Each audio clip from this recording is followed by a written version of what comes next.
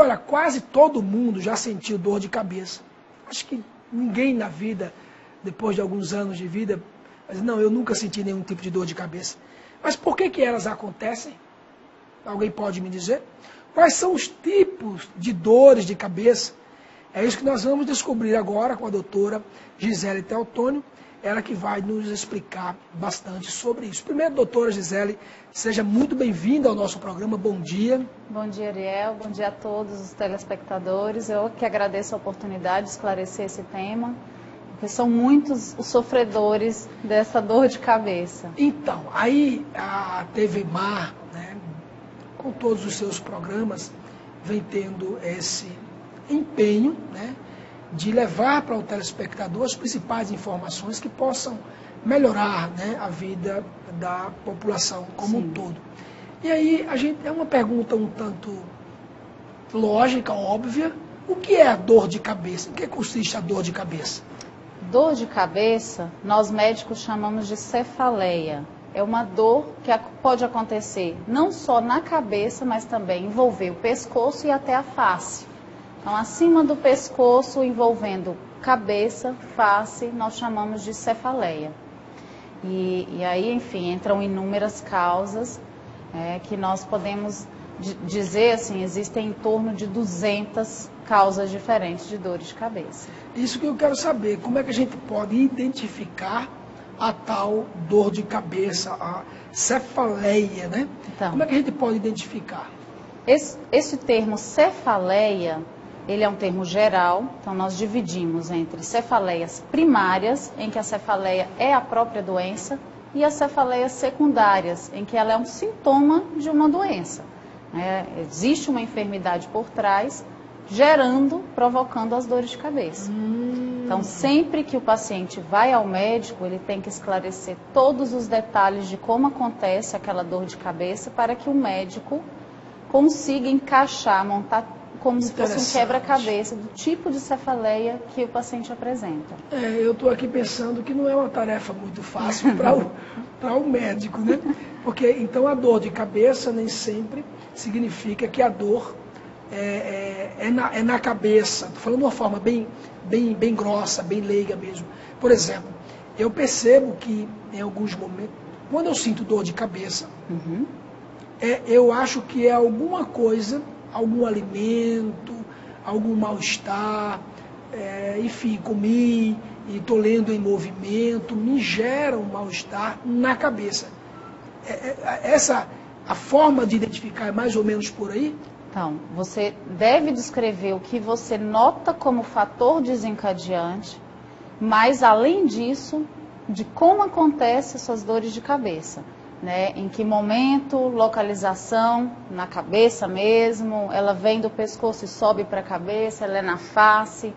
Então, há necessidade de detalhar a localização, tipo da dor, se é uma dor em pressão, se é latejante, se é uma pontada, como se fosse uma facada entrando na cabeça. Então, existem tipos diferentes a depender também de várias características, como localização, irradiação, o padrão da dor, se ele é recorrente, se tem a todo mês ou não, vem uma vez por ano, ou vem só numa fase do ano. Existem as cefaleias que acontecem somente em uns meses do ano.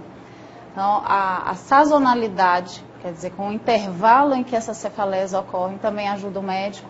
E a forma, a duração, qual medicamento que usa, que dá certo, que não dá, enfim, todos esses detalhes vão auxiliar no diagnóstico correto do tipo de cefaleia. Então, a enxaqueca, por exemplo, é uma cefaleia? A enxaqueca é uma cefaleia em que é uma doença neurológica. É uma doença que pode levar a ter dor de cabeça, além de vários outros sintomas, como então, náuseas. A enxaqueca, ela é realmente na cabeça, é uma doença da própria cabeça. É uma doença cerebral, é genética. O indivíduo portador de enxaqueca, ele herda de algum familiar um gene que faz aquele cérebro ser diferente, faz o cérebro ser mais sensível a vários estímulos, externos e internos. Eu digo internos porque estresse é um dos principais fatores desencadeantes. O estresse também provoca crises de enxaqueca. Crise de enxaqueca. E as crises são inflamações cerebrais recorrentes.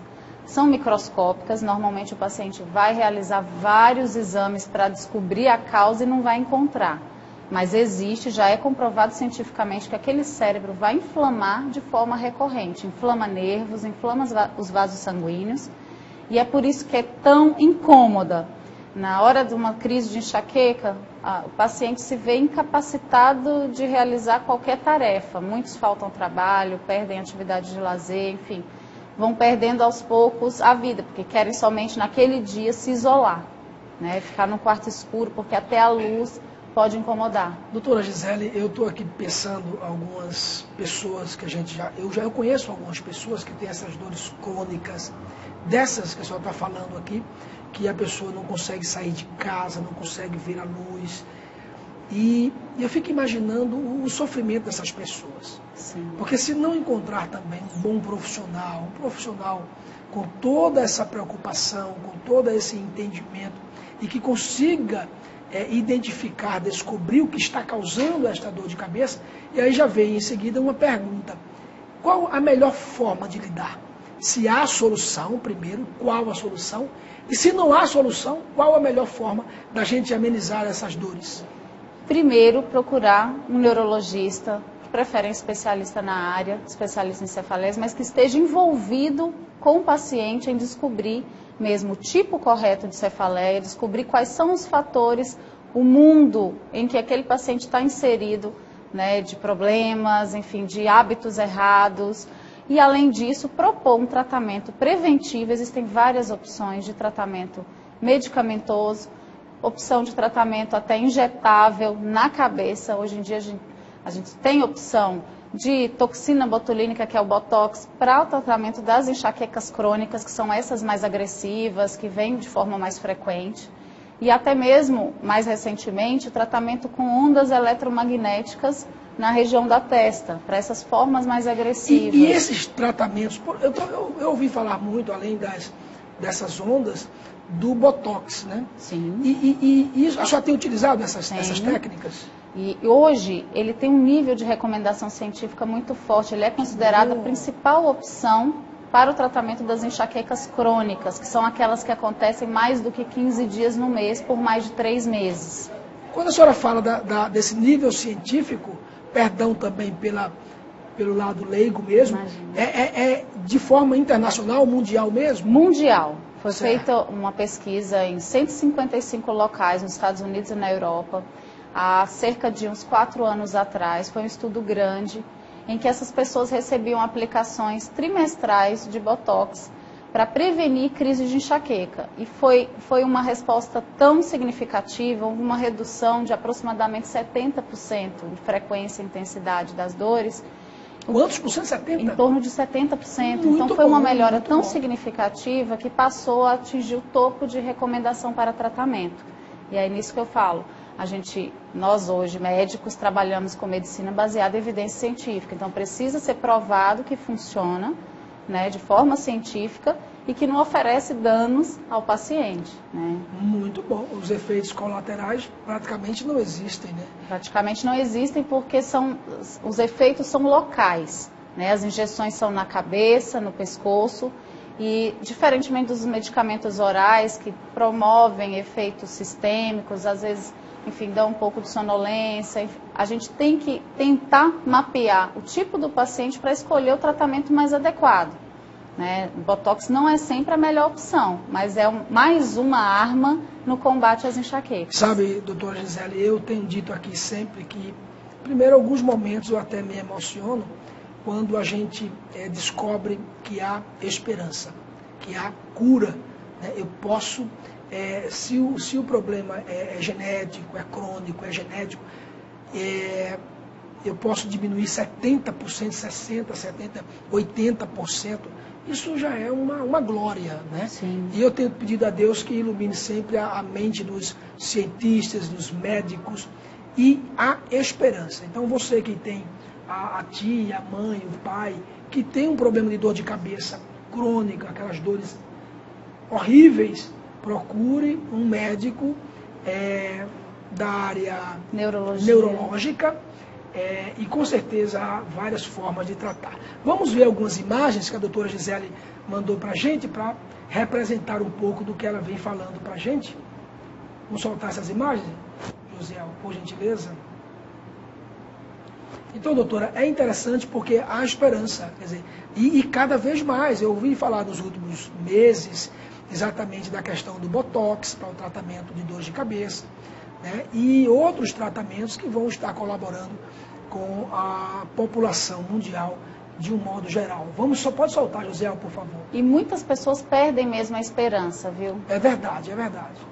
Comente, por favor, doutora Gisele. Essa imagem sobre aneurisma cerebral, porque muitos dos pacientes chegam ao consultório imaginando que a dor de cabeça é tão forte que tem um medo de que uma artéria vai se romper, de ser um aneurisma que de uma hora para outra vai explodir dentro da cabeça devido à intensidade das dores.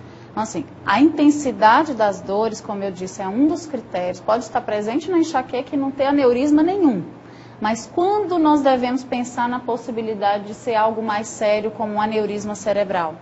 Então, assim, vou separar aqui uns 5 principais para que nós memorizemos e que as pessoas procurem auxílio de forma mais imediata quando apresentarem. Uma cefaleia de início súbito, repentina, né? Uma cefaleia que seja progressiva, uma dor de cabeça que a cada dia que passa vai ficando mais forte. Uma cefaleia que seja nos extremos de idade, na criança e no idoso, né? Uma cefaleia que seja associada a algum déficit neurológico ou uma mudança no padrão. Sempre teve do mesmo jeito a dor de cabeça e passou a ser diferente. Nessas ocasiões deve ser uma procura mais emergencial, para afastar causas como aneurisma cerebral, tumor cerebral, meningites, causas secundárias de dor de cabeça.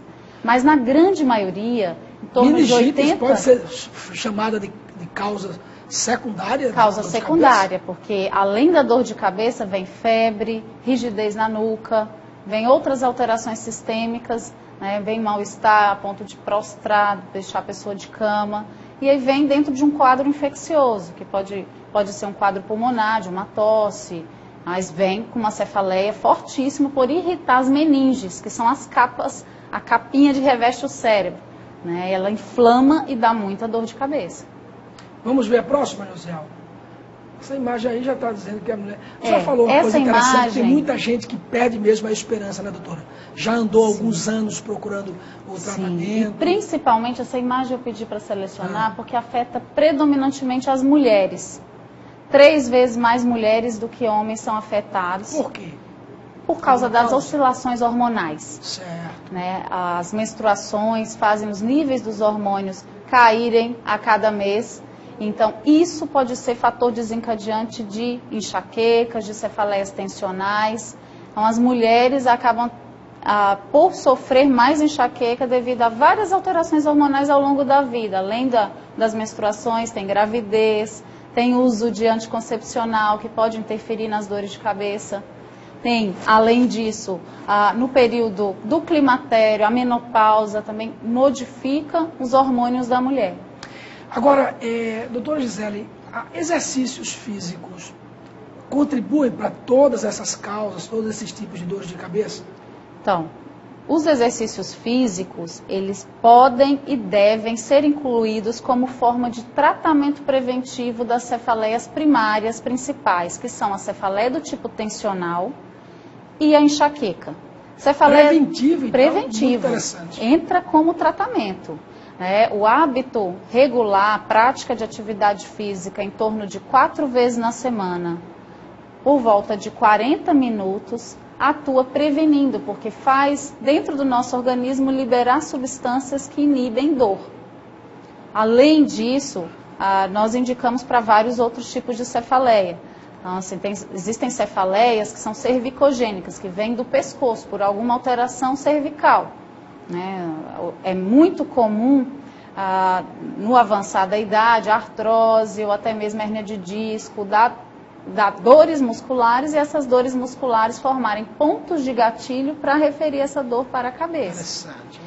E além disso, assim, aí vale a pena comentar dos exercícios físicos. Isso, mas existe também, eu vou colocar um outro lado, existe a cefaleia do esforço físico. Tem pessoas que apresentam dor de cabeça ao praticar exercício físico. Eu acho que a senhora está adivinhando o que eu vou perguntar, né? Se existe algum tipo de exercício físico que pode não ser interessante para tratar ou para prevenir a dor de cabeça. Então, vale a pena, não existe um tipo específico, vai depender do tipo de cefaleia que o paciente apresenta. Existe uma cefaleia primária, que é a cefaleia, a própria doença, não existe uma causa no cérebro, que toda vez que a pessoa vai fazer um esforço físico, vai andar de bicicleta, começa a dor de cabeça. Então, nessa situação, precisa afastar, que seja algo mais sério, serão realizados exames complementares, como tomografia ou até ressonância, para afastarmos outras causas secundárias, antes de denominarmos como a cefaleia do esforço físico. E tem tratamento. Tratamento medicamentoso resolve a maior parte. A pessoa não vai precisar se privar de uma atividade física prazerosa. A dica que é possível, se a causa da dor de cabeça é algum tipo de exercício físico, existe também uma forma de tratar para que você não justifique, né, que não vai para a academia, não vai caminhar, não vai andar de bicicleta por conta das dores de cabeça. Agora, uma pergunta interessante, existe algum tipo de alimento que causa a dor de cabeça, a cefaleia? Sim, nós vamos falar em relação às enxaquecas, que é a preocupação principal da maior parte dos pacientes que procuram o consultório. Que alimento eu devo ingerir e o que eu não devo, né? O que nós recomendamos é complexo e depende muito de paciente a paciente. O tratamento ele deve ser muito individualizado. Não adianta seguir o que o vizinho falou, exclua tal item da dieta, que pode ser que ele não seja um alimento significativo como fator desencadeante para aquela pessoa.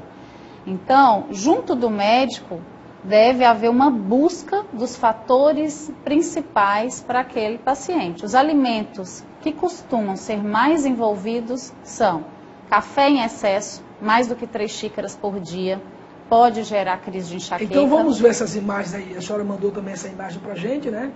Sim, chocolate em muitos dos portadores, não todos, mas muitos, principalmente numa fase mais descompensada da doença, pode ser um fator de gatilho para as enxaquecas. As frutas mais azedinhas, as frutas cítricas, né, também devem ser evitadas num período de descompensação. Né? Em alguns casos até a melancia é um fator desencadeante. Também? Além desses alimentos que eu coloquei nas imagens... A gente acha tão inofensiva, né? Pois é, tem muitos outros itens. Quem gosta de comida japonesa, o shoyu tem um disparador químico, que é o glutamato monossódico, que deve ser evitado. Né? Dentro de alguns alimentos industrializados, a presença de corantes, os alimentos mais gordurosos, ou até embutidos, devem ser evitados. A gente pede para que o paciente também não fique muito estressado quanto ao momento da alimentação. O ideal é buscar uma alimentação mais balanceada, mais natural possível e principalmente não pular refeições. O paciente com enxaqueca, ele deve se alimentar a cada 3 horas. O jejum prolongado ele pode ser até mais prejudicial do que ele evitar determinados alimentos. Aí, mais uma dica, né? Para que você mantenha-se com as 3 refeições regulares, né? Café, almoço, jantar e os lanches, para que também você possa evitar. O Josiel voltou com muita precisão essa imagem aí, até parece que ele está também conseguindo ler a minha mente. São 3 xícaras no máximo de café. 3 xícaras no máximo. Sabe o que é curioso do café? 3 xícaras, sim. Um pouco de café numa crise inicial de enxaqueca pode ajudar, porque a cafeína tem um efeito analgésico. Um pouco de café. Um pouco, mas o seria excesso... um pouco, doutora? Uma xícara no momento do início de uma crise de enxaqueca leve pode ajudar. Uma xícara. Uma xícara. Procurar um local silencioso, né, mais escurinho, que o paciente com enxaqueca, a luminosidade incomoda muito e até acaba agravando o processo da enxaqueca. Todos os estímulos, o ruído em excesso, o cheiro em excesso, na crise de enxaqueca, evitar ficar no local mais tranquilo, silencioso, escuro. Usar o café em pequenas quantidades até pode ajudar. Doutora Gisele Teotônio, apesar de muito nova, simpática e muito didática, explica com muita precisão e a gente não tem como dizer que não aprendeu. Né? É só colocar em prática, né? Ensina-se muito e a gente coloca pouquíssimo em prática aquilo que a gente aprende. Exato. Eu preciso salientar que o erro principal da maior parte das pessoas é pensar que analgésico é tratamento para todo tipo de dor de cabeça. E muitas pessoas têm o hábito da automedicação. E o uso errado, assim, parte, na maioria das pessoas, pelo excesso de analgésicos. As pessoas que usam mais do que 2 analgésicos por semana devem procurar um especialista, porque isso faz agravar o problema. Tá aí, uma perfeita explanação. E a gente até viu uma matéria esses dias, né, da automedicação, dos riscos e dos problemas que tem causado aí em tanta gente no Brasil e no mundo por questão da automedicação. Doutora Gisele Teotônio, quem quiser mais informações, fala pra gente no Google, por exemplo, como é que coloca lá no Google para poder encontrar o consultório, o local que a senhora atende? Então, meu nome é com 2 L's, Gisele Teotônio, TH, no primeiro T, Gisele Teotônio, já vai me encontrar, mas o meu site é www.giseleteotônio.com. Dessa forma que eu falei. Bom, pode colocar lá no Google que vai encontrar. Isso, encontra várias entrevistas anteriores que eu já dei, encontra informações sobre vários tipos de cefaleias e também de outras doenças neurológicas, além de sempre colocar novidades nessa área para os interessados. Doutora Gisele, a gente agradece, a TV Mar agradece a sua entrevista, suas dicas, e eu diria que a produção procure mais vezes a doutora Gisele Teotônio. Não é fácil a gente encontrar um espaço na agenda dela, e nem quase todos os médicos, a gente tem toda uma dificuldade para conseguir, por conta das muitas ocupações, mas a gente agradece e espera que a senhora venha outras vezes para levar também boas informações para os nossos telespectadores. Eu que agradeço, gostei muito de participar. Viu? Que bom, a gente fica feliz, viu? Tudo de bom e muita inspiração divina e inspiração científicas para levar sempre muita alegria para pessoas que precisam dessa esperança. Amém. Muito obrigada pelo carinho. Gente, olha, o nosso programa está terminando.